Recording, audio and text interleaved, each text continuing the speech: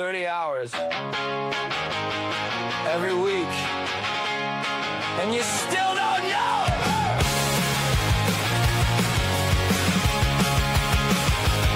EA drops and the market moves fast. You read it last week's data, how long does that last? Crude and nat gas telling you a story. Visibility, velocity, that's the glory.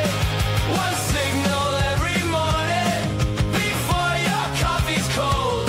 Green means go, red means hold. This is rogue radar, signal every day. Oil and natural gas cleared out of your way. 5 minutes of clarity, that's all you need. Get the rogue method free, then let rogue radar read the market. EnergyRogue.com. Hello, folks. Bill and Brian with Energy Rogue here, bringing you a weekly update. Hey, listen, folks, we work really hard to make it easy. Yes, we do. Yes, we do. What are we talking about today, Bill? Hey, man, I tell you what, we're going to be talking about some refining. You know, I don't know, but every time I go to the gas station, I never find that pump that says crude oil. I mean, and if it did, I'm not sure my Jeep would run on it. It might. My old Jeep might run on it, Right? but it's a little bit different machine. So you never see crude oil at the pump. Why? It's because we can't burn crude oil. Crude oil is raw. It has to be refined into products.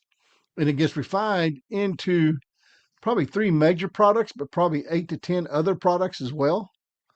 And Yep. so it all depends on what you're using it for. And you do not get diesel, you do not get gas, you do not get aviation fuel, you do not get asphalt, you do not get bunker fuel, you do not get all these other products that come out of refining the crude oil.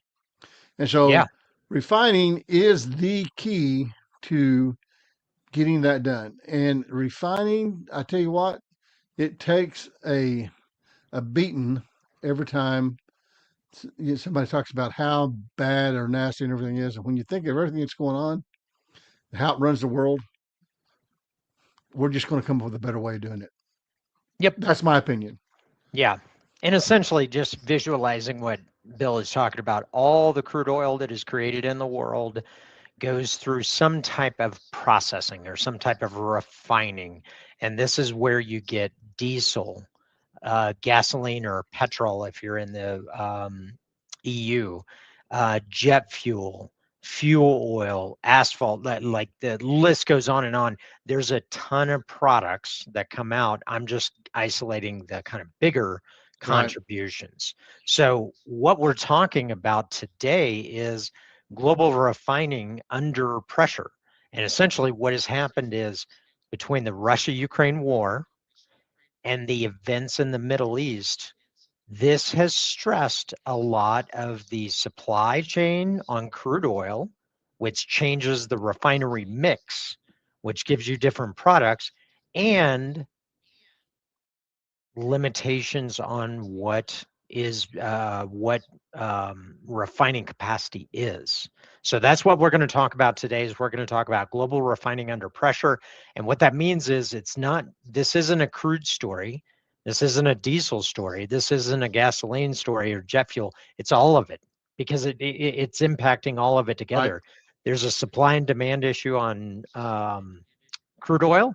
There's a supply and demand issue on diesel, distillates, on jet fuel, on gasoline, and we're going to end up with a different mix. So that's kind of what we're going to talk about today.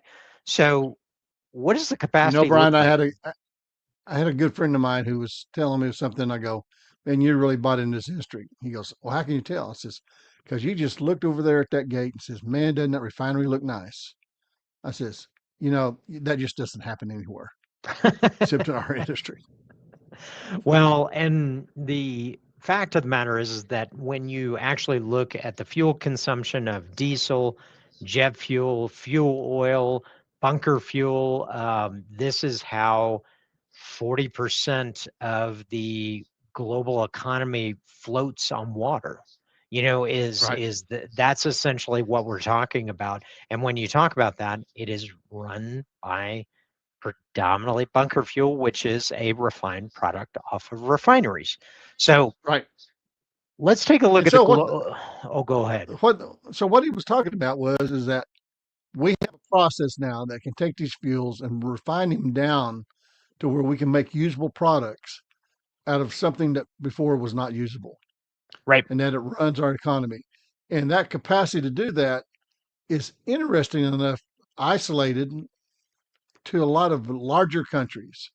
But we see Hmm. a whole part of the world that's starting to get into this. And I think it's going to change how we look at things. And so that's why when we start talking about these capacities and where everything's at, pay attention because it's going to change over the next 10, 15 years. And we're going to see some really interesting things take place. Well, maybe you. You get past 15 years, I'm not sure I'll see it. But that'll be up to you guys. Yeah. So let's talk about capacity 103 to 104 million barrels a day, global capacity. Now, that's every little refinery that's out there, whether there's a refining, you know, 200, 200 a day, 50 a day, 10 a day, 10,000 barrels to, I mean, some of our refinery complexes can do 1 million barrels a day. That's a big Hmm. refinery, folks, because it takes a lot. Right. And so when you're talking about here, is probably I think the U.S. is now down to 125 refineries that we have to refine roughly 16 million barrels a day. Yep. So when you think about that, that's a lot of refineries. So so when you look at what the global refinery runs, about 86 million barrels a day. The utilization rate is what you pay attention to because that tells you how much time you're getting the refinery to run. How much this divided by that? So Right, it's 86 divided by 103 or 104, whichever one. And these are averages. So when you look at right, the average utilization rate, and that is globally. So there's different right. refinery run rates at different ones. So 79, call it 80%, right? Let's round it off and call it 80%. But the way to look at that too also is that some refineries run better with certain crude oils. And if those Mhm. crude oils are not available, that refinery will have a much lower run rate. Right. And some of the older refineries need a higher price of crude oil in order to get the crack spread up to where they can actually run. Yep. So right now, in the last 5 years, there's been roughly 1.6 million barrels a day of capacity that are announced shutdowns or conversions. Now, that's not comprehensive. That's just what we're aware of. So, Right, where in the world, and Bill and I counted this up prior to starting, where in the world is the oil refineries? Where do they exist? So they exist in United States and China are the two biggest, and these are roughly call it 18 million barrels a day. And if you want to find out, there's this convenient little tool called Rogue Radar, and this will tell you exactly how much we are refining on a given week, right, how we're utilizing, what our gross inputs are, and what our operable capacity is. And this is contained within, I mean, this is one data point out of 300 different data points on oil, right, natural gas liquids, refined products, so that you can triangulate the price and the commodity and the fundamental and technicals for oil, natural gas liquids, that includes propane, refined products, diesel, gasoline, and power. And this is all contained within a very affordable program. We have Rogue Radar, which is only, if you go to the link below, $89 a month, and you are getting institutional level knowledge. This used to cost 10, $5 to $10,000. We're providing it for under $100 a month. So if you or your company depends on the value of these commodities, it's important to anchor yourself with information. And that's what we provide is we take data. And what do we do with data? We take that data, we turn it information, take information, turn it into strategy, take strategy, and turn it into action. And folks, a price that low, it's got to be rogue. I'm just telling you. Well, and essentially what we do every single week is we define where we came from, where we are, and where we're going. And that and when you look at the price today, the price today doesn't necessarily reflect everything. There are physical signals. We talked about it last week. There's physical signals that will tell you where the market is going. And sometimes there's very large disconnects. And so, folks, But looking at this chart right here, what it tells you is that where there's high demand, that's where refineries are going to be. And why is that? Not every country has resources for crude oil. right, It's not there. But every country can build a refinery right. to create their own products. So that's why you see where the refining is really where the demand is. And that's what it's going to do. As demand grows in other countries, the way they fuel that is through having their own refining systems. And so what you see here, the United States and China, two biggest demand pieces countries in the world, that's where all the refining is. Yep. And as you get more refining, the better off you are because then you can import the oil, which is very mobile. In other words, you can put it Hmm. in ship and move it around. Refineries, you cannot. And so that's why these people build refineries. That's why you see here Japan, high demand area, very few, no natural resources. They have a nice refining complex to service their economy and their country. Yep. So what has happened? There's been Middle East refineries under attack. Between Q1 and Q2, we had a series of attacks that removed roughly 1.5 million barrels of GCC refining capacity from service. And where are some of these?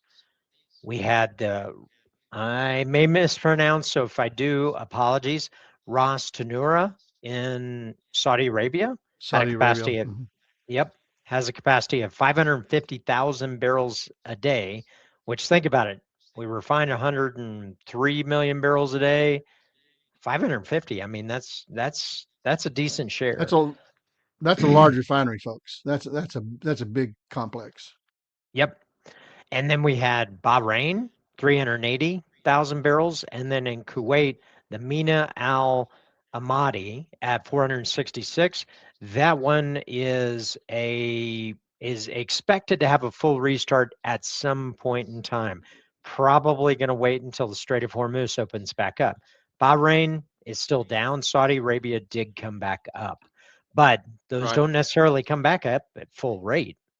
So what is the impact here? We have a supply shock and a demand shock. We've had an inventory drawdown. Global Right. stockpiles are drawing down to multi-year lows, probably multi-decade lows. Price spikes, run cuts in Asia and European refiners are cutting their input, which is actually reducing the supply of diesel, gasoline, Right. jet fuel, bunker fuel. So let's look at some of the utilization rates. And again, this is a little historical as we talked about in Right. Rogue Radar.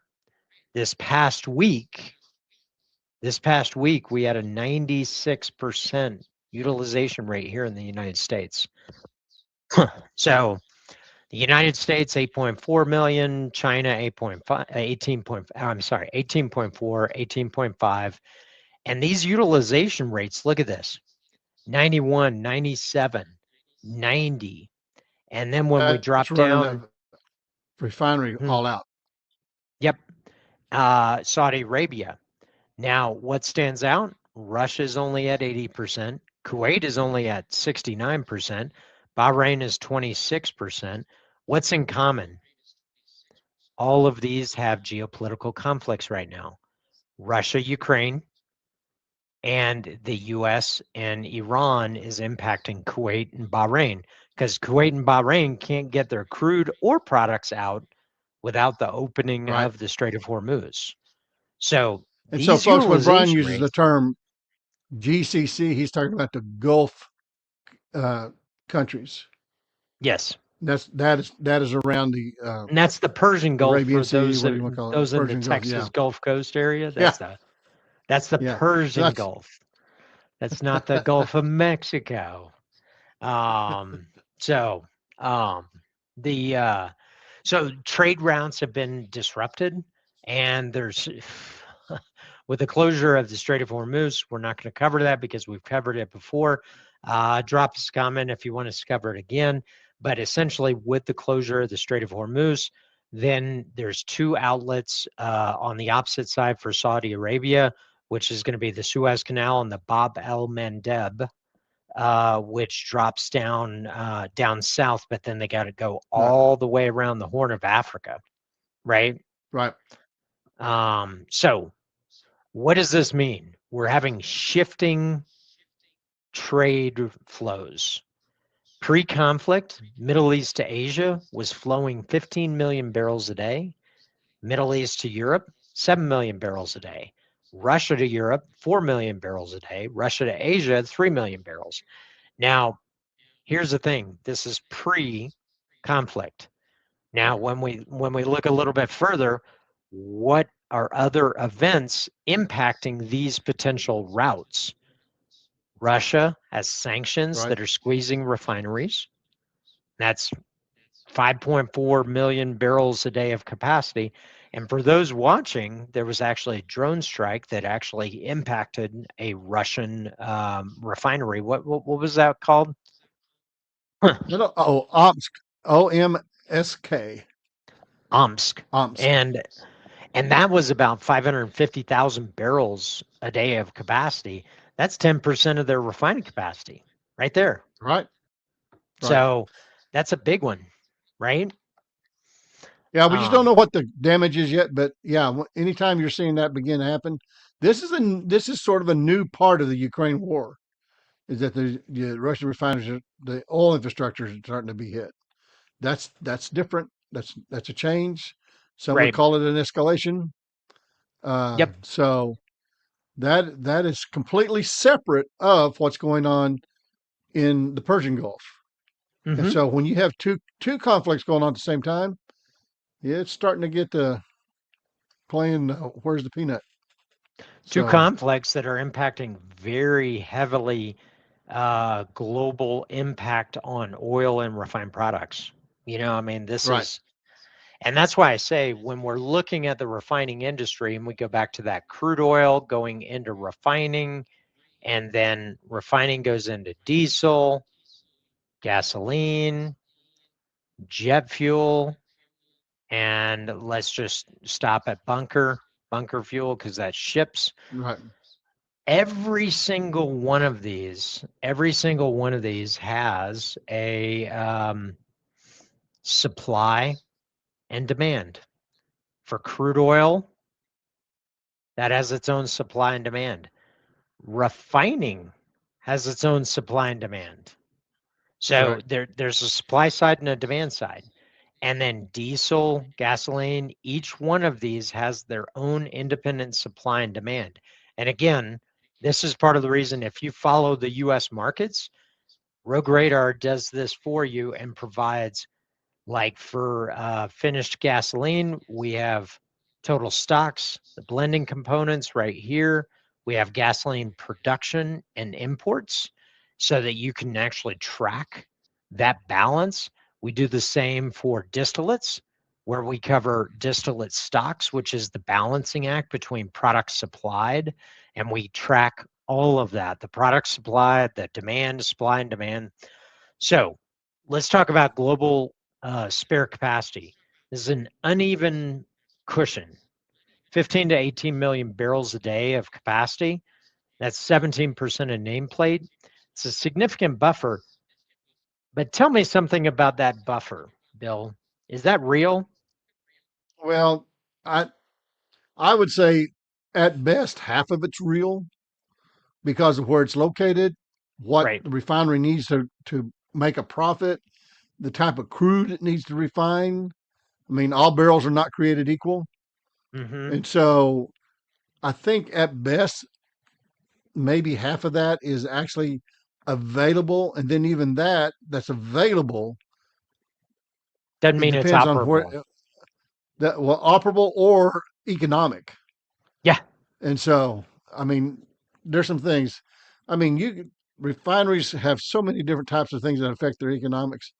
I mean, Brian, I watched a video one time of a guy building a fire in the jungle uh, and taking crude oil that he found bubbling up and boil it in a barrel, and you could call that a refinery because that's basically what he's doing.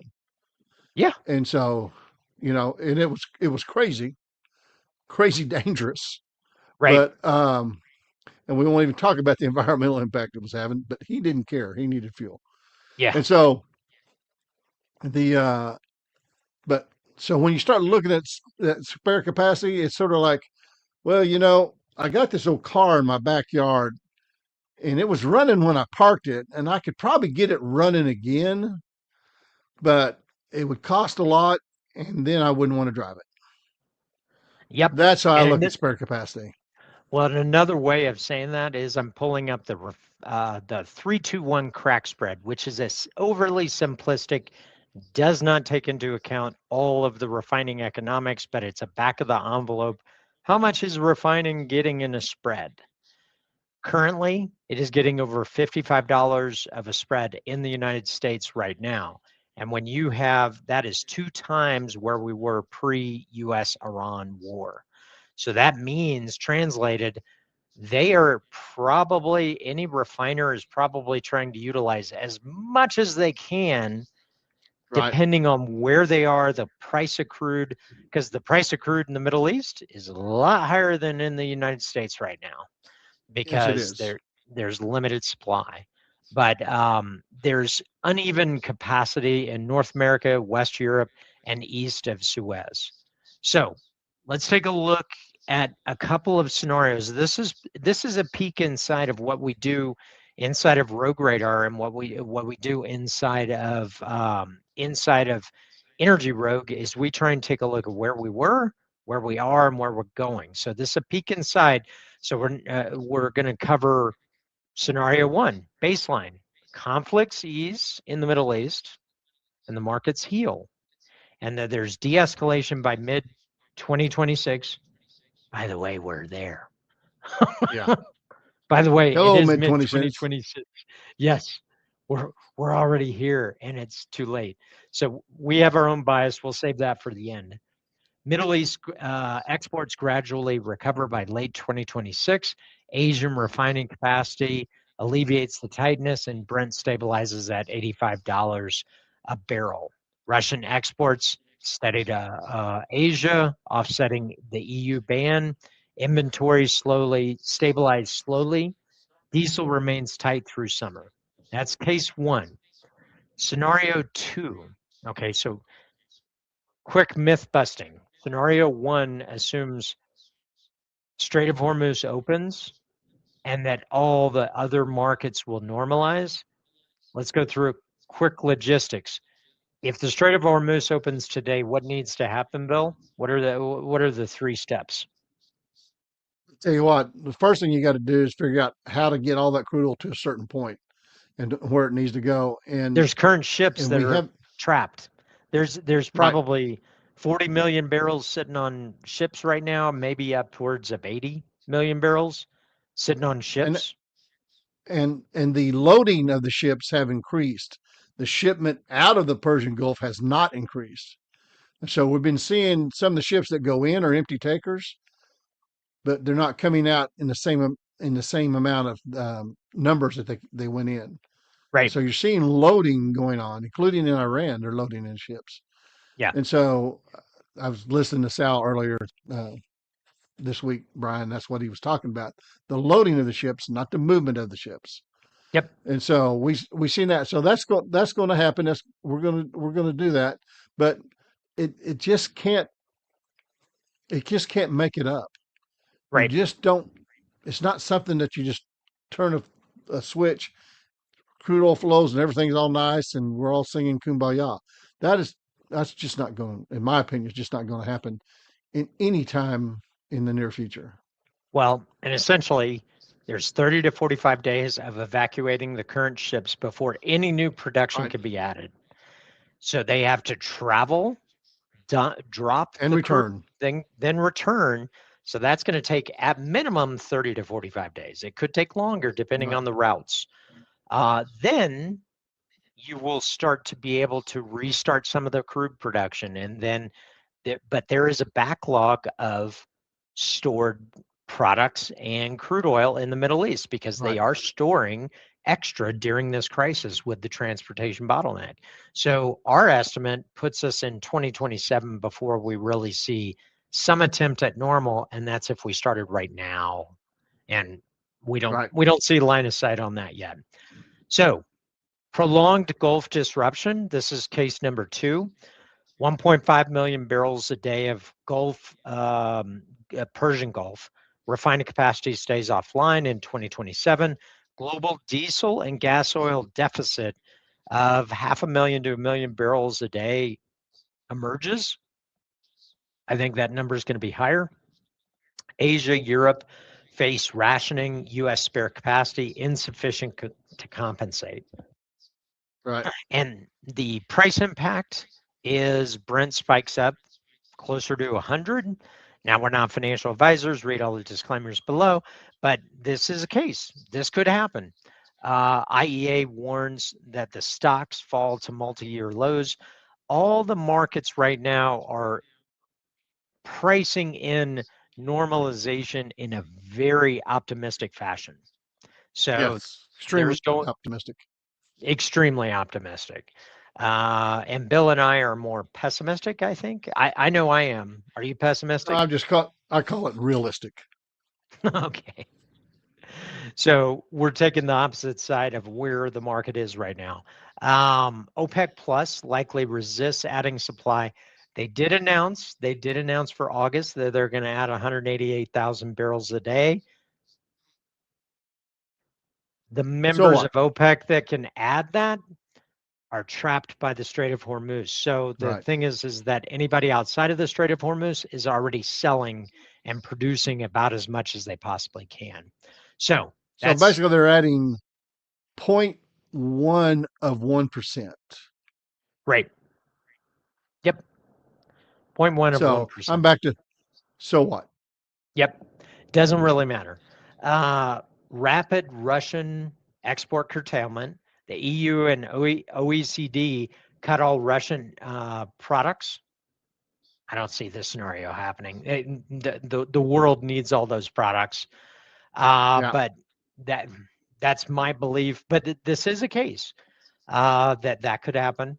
Partial Asian absorption, meaning China and India absorb some Right. diesel at steep discounts from Russia, and Europe scrambles, competes for Middle East and U.S. diesel. Again, that assumes that the strait is open. Cracks widen, and the spreads, they're already wide. They're already two Yep. times. So if scenarios 2 and 3 overlap, Gulf disruption plus full Russia embargo, the world faces a combined supply crisis and an unprecedented crack spread widening. Think about it this way. We have crude oil prices today. At the time we're recording this, you're watching this a little bit later. We are recording this. But today I showed you a crack spread of $55. That is at a $68, $70 crude price. Think about that. Yep.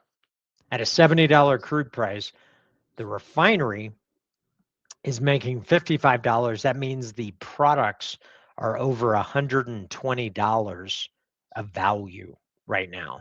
So that is very big.